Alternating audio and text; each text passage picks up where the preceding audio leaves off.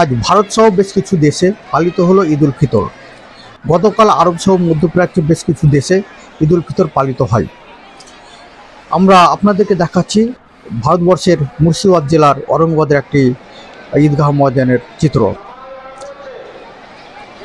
মহিন্দরপুর ঈদগাহ, এখানে আজ 7টার সময় নামাজ অনুষ্ঠিত হয় এবং এখানে জনসংখ্যা অনেক বেশি হয়। দুবার নামাজ অনুষ্ঠিত হয় 7টার সময়।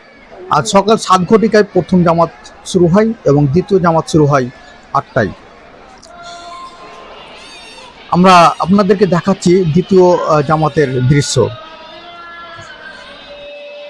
প্রথম জামাতে ঈদগাহর প্রাঙ্গণ কানাকানি পরিপূর্ণ ছিল, তাই দ্বিতীয় জামাতে লোক সংখ্যা কম দেখতে পাচ্ছেন।